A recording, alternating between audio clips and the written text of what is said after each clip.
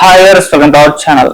Pastor Praveen పగడాల గారి మృతికి సంబంధించి మిస్టరీ అయితే చాలా రోజులకైతే వీడింది. సో ఐజీ గారు ప్రెస్ మీట్ పెట్టి దీనికి సంబంధించిన వివరాలన్నీ కూడా బయట పెట్టేస్తారు. ఇది ప్రమాదవశాత్తు జరిగింది అని చెప్పేసి కూడా చెప్తున్నారు. మరి దీనికి సంబంధించి అంటే ఐజీ గారు ఇంకేం విషయాలు, ఈ ప్రమాదం ఎలా జరిగింది, దీనికి సంబంధించిన వివరాలు ఏం చెప్పారు, సో వీటన్నిటి గురించి డిస్కస్ చేయడానికి ప్రజెంట్ మనతో పాటు ప్రొడ్యూసర్ నటి కుమార్ గారు ఉన్నారు. వారితో ఒకసారి అడిగి తెలుసుకునే ప్రయత్నం చేద్దాం. నమస్కారం సార్. సార్, ఫైనల్ గా ఇవాళ ప్రెస్ మీట్ పెట్టారు. పోస్ట్ మార్టం రిపోర్ట్ కి సంబంధించి ఎలా జరిగింది అని చెప్పేశారు. అండ్ ప్రమాదవశాత్తు జరిగిందని కూడా చెప్తున్నారు. మరి ఎలా జరిగింది ప్రమాదం, మరి పోలీసులు ఐజీ గారు దీనికి సంబంధించి ఎటువంటి ఇన్ఫర్మేషన్ ఇచ్చారు సార్ ఈ రోజు? ఇప్పుడు మొత్తం టోటల్ గా ఐజీ గారు చూసిన దాన్ని బట్టి చాలా క్షుణ్ణంగా పరిశీలించారు. ఎందుకంటే ఇది ఒక మతానికి ప్రాబ్లము. ఆ మతానికి రేపు ఉదయం ఎక్కడ కూడా ఇబ్బంది రావద్దని చంద్రబాబు నాయుడు గారు ఆదేశాలతో, లోకేష్ గారి ఆదేశాలతో, డీజీపీ గారి ఆదేశాలతో ఒక ఐజీ గారు పర్యవేక్షణలో, ఏలూరు ఐజీ గారి పర్యవేక్షణలో, ఎస్పీ గారి ఇన్వెస్టిగేషన్ తో కొన్ని మొత్తం టోటల్ 5-6 టీంలు ఇన్వెస్టిగేషన్ చేసి క్షుణ్ణంగా మొత్తం టోటల్ గా మొత్తం క్లియర్ కట్ గా చేసి వాళ్ళు వెల్లడించారు. ఒకటి, నేను లాస్ట్ టైం కూడా ఎన్నోసార్లు మీకు చెప్తూ ఉన్నాను, డౌట్స్ ఉన్నాయి. ఒక వ్యక్తి ఇక్కడి నుంచి ఎలాగెళ్ళాడు, మందు కొట్టాడా, మందు బాటలు కొనేది నిజమేనా, ఆ ప్రవీణ్ పగడాల అకౌంట్ నుంచి వెళ్ళాయా, నెంబర్ 1. నెంబర్ 2, ఆయన మందు కొడితే మొత్తం టోటల్ టోల్ గేట్ దగ్గర పడిపోయింది నిజమేనా, ఆ పక్కన కూర్చోబెట్టింది నిజమేనా, అక్కడి నుంచి రాముప్పాడు జంక్షన్ లో పడిపోయింది నిజమేనా, టీ కోటి దగ్గర కూర్చోబెట్టింది నిజమేనా, మొత్తం టోటల్ గా డ్రింక్ చేశారా, మరి డ్రింక్ చేస్తే మొత్తం టోటల్ గా ఎవిడెన్సెస్ ఉన్నాయా, అక్కడి నుంచి 7 అడుగులు గోతులకు పడిపోయి ఎలా చనిపోయాడు, 40 years బ్యాక్, ఇవన్నీ సోయిన్సో మొత్తం టోటల్ గా డౌట్స్ అన్ని క్రియేట్ చేసాం. మొత్తం పోస్ట్ మార్టం రిపోర్ట్ లో ఆల్కహాల్ వచ్చిందా, ఇవన్నీ మనం అన్ని ఏదైతే డౌట్స్ కొంచెం చేసామో డౌట్స్ అన్నిటికీ నివృత్తి చేశారు పోలీసులు నివృత్తి చేశారు. దాన్ని మొత్తం టోటల్ గా ఏదైతే ఉందో మొత్తం టోటల్ గా ఎన్ని కెమెరాలు ఉన్నాయి అన్ని కెమెరాలు ఆయన డ్రింక్ తాగి ఆయన డ్రైవ్ చేస్తూ మొత్తం టోటల్ గా పడిపోయి చనిపోయారు అనేది వచ్చింది. ఇక్కడ road accident, not only is car, road accident లో చనిపోయారు. అంటే ఆయన రోడ్డు మీద వస్తూ పడిపోయి చనిపోయారు, లోతైన గోతులు పడిపోయి చనిపోయారు. ఇది ఒక కంక్లూజన్కి వచ్చారు వాళ్ళ ఇన్వెస్టిగేషన్ రిపోర్ట్ తో మొత్తం టోటల్ గా. ఎందుకంటే దీంట్లో వేగ్గా చేయడానికి ఉండదు. ఎందుకంటే involvement and chief minister involvement మొత్తం టోటల్ గా లోకేష్ బాబు ఇన్వాల్వ్మెంట్ మొత్తం టోటల్ గా ఎన్టీఆర్ ఒక మతానికి చెందింది కాబట్టి ఎంతో మంది, కొన్ని లక్షల మంది మా మత బోధకులు, కొన్ని లక్షల మంది క్రైస్తవుల మనోభావాల కోసం ఉంది కాబట్టి కంపల్సరీ క్షుణ్ణంగా ఇన్వెస్టిగేషన్ చేసి వాళ్ళ అనౌన్స్ చేశారు. ఓకే, అయితే ఇక్కడ నేనేమంటున్నానంటే ఒక తేటతెల్లం అయిపోయింది. ఇప్పటికైనా వాళ్ళ వైఫ్ మాట్లాడి ఇదిగో ఈ ఇన్వెస్టిగేషన్ పర్ఫెక్ట్, ఇన్వెస్టిగేషన్ మీద నమ్మకం ఉందని మీరు చెప్పారు, ఈ ఇన్వెస్టిగేషన్ మీద మాకు పూర్తి నమ్మకం ఉంది, దయచేసి రాజకీయాలు చేయొద్దన్నారు. బాగుంది, కానీ ఆమె ఇప్పుడు నోరిపోవాల్సిన అవసరం ఉంది.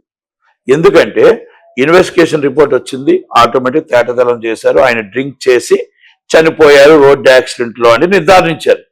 ఇప్పుడు ఆమె చెప్పవలసింది, ఇంటికాడి నుంచి వెళ్ళేటప్పుడు ఏమైనా గొడవలు జరిగాయా, ఆయన ఎప్పుడు ఇలా మందు కొడుతూనే ఉంటాడా, ఒక నిత్య మధ్యాహ్నం మందు కొడుతూ 2-wheeler మీద వెళ్ళాడా, అన్ని 3 సార్లు పడిపోయి కూడా మళ్ళీ అక్కడికి ఆ గమ్యం చేర్చుకోవడానికి ఎక్కడికో వెళ్తున్నాడు, ఆ వెళ్ళటానికి ఎందుకు ప్రయత్నం చేశాడు, వెనక్కి రావడానికి ఎందుకు ప్రయత్నం చేయలేదు, అంత డ్రింక్ చేసి వెళ్ళాల్సిన అవసరం ఏంటి, దానికి మొత్తం టోటల్ గా ఇది నిజమా అబద్ధమా, ఇది ఆమె కంపల్సరీ ఆమె నోరిప్పాలి. ఎందుకు ఇప్పాలి అంటే ఆమె నోరిప్పకపోతే ఎంటేరు కొన్ని లక్షల మంది క్రైస్తవుల మనోభావాలు దెబ్బతిన్నాయి.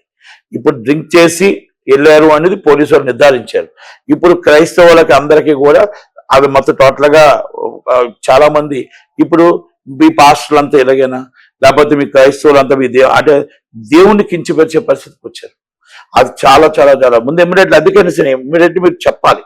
ఎందుకంటే క్రైస్తవ మత బోధకులు కొన్ని నియమావళులు ఉంటాయి, ఆ నియమాలు తీసుకొని బోధించేటప్పుడు మీకు కొన్ని లక్షల మంది మీరు అభిమానించే వాళ్ళు ఉంటారు. వాళ్ళ కోసం కొన్ని మీ అలవాట్లు వదులుకోవాలి, వాళ్ళ కోసం మీకు కొన్ని సొంత ప్రయోజనాలు వదులుకోవాలి. ఎందుకంటే దేవుడి కోసం మనం పనిచేయాలనుకున్నప్పుడు, దేవుడి కోసం జీవించాలనుకున్నప్పుడు, దేవుడి కోసమే ఉండాలి అనుకున్నప్పుడు ఇలాంటివి కొన్ని దూరం చేయాలి. ఇది నిజం అంటే రేపు ఇది అబద్ధమా నిజమా చెప్పవలసిన బాధ్యత ఆమె మీద ఉంది. ఎందుకంటే మీరు నాట్ ఓన్లీ మీ హస్బెండ్, క్రైస్తవులందరికీ కూడా తెలివి చెయ్యాలి. ఎస్, ఇన్వెస్టిగేషన్ రిపోర్ట్ కరెక్ట్ అయితే ఒకవేళ మీకు తప్పు అనిపిస్తే హైకోర్టుకి వెళ్ళొచ్చు, మీకు తప్పు అనిపిస్తే సిబిసిఐడి విచారణ అడగొచ్చు. మీకు తప్పు అనిపిస్తే సిబిఐ విచారణ అడగొచ్చు. తప్పు అనిపిస్తే రీపోస్ట్ మార్టం అడగొచ్చు. ఏమైనా మీరు అన్ని అడగొచ్చు. ఇక్కడ క్రైస్తవుల మనోభావాలు దెబ్బతినకుండా మీరు అనౌన్స్ చేయాల్సిన బాధ్యత కొన్ని లక్షల మందికి. ఆయన బోధకుడు కాబట్టి ఇది నిజమా అబద్ధమా, ఆయనకు డ్రింక్స్ అలవాటు ముందు నుంచి ఉందా లేదా, ఎందుకు గొడవ జరిగిందా, ఏమైనా జరిగిందా, అంత ఆతృతగా మళ్ళీ అన్ని దెబ్బలు తిన్నా కూడా 2-3 సార్లు పడిపోయినా కూడా అంత అర్జెంటుగా అక్కడికి వెళ్ళవలసిన అవసరం ఏంటి? అక్కడ ఏం పని ఉంది? మళ్ళీ ఇంటికి ఎవరైనా దెబ్బలు తగులుతూ ఇంటికి రిటర్న్ వస్తారు, కానీ ఇంటికి రిటర్న్ రాకుండా 2 సార్లు పడిపోయి మళ్ళీ 3 గంటలు కూర్చొని మళ్ళీ వెళ్ళవలసి వచ్చి మళ్ళీ చనిపోవాల్సిన అవసరం ఏమొచ్చింది? ఎందుకు జరిగింది, ఏం జరిగింది దాన్ని వివరించాల్సి, అంత ముందు ఏం జరిగింది కాన్సిక్వెన్స్ అనేది చెప్పాలి. చెప్పవలసిన బాధ్యత ఉంది. పోలీసు వాళ్ళ బాధ్యత తీరిపోయింది. పోలీసు వాళ్ళు అది రోడ్డు యాక్సిడెంట్ గా అయిపోయింది, వాళ్ళు చెప్పడం జరిగింది, ఇదంతా అయిపోయింది. ఓకే సార్, మొదటి నుంచి కూడా క్రిస్టియన్ సంఘాలే దీన్ని అనుమానిస్తూ వస్తున్నాయి. వీళ్ళ ఫ్యామిలీ కూడా, అంటే వైఫ్, వీళ్ళు ఎవరు కూడా దీని మీద అనుమానాలు వ్యక్తం చేయలేదు. మేము గవర్నమెంట్ ని నమ్ముతున్నాము, పోలీసులు నమ్ముతాం, వాళ్ళు బయట పెడతామని చెప్పారు. సో క్రిస్టియన్ సంఘాలు మాత్రం ఇక్కడ పోస్ట్ మార్టం ఇలా వస్తే మేము రీపోస్ట్ మార్టం చేయించుకుంటాం అలా మాట్లాడడం మనం చూసాం సార్. ఇప్పుడు మాట అండి, నేను 2 విషయాలు అంటున్నాను. యేసు ప్రభుని నమ్ముతారు, యేసు ప్రభుని పూజించే వాళ్ళు నమ్ముతారు, యేసు ప్రభు కోసం బోధించే వాళ్ళని ప్రాణంగా నమ్ముతారు.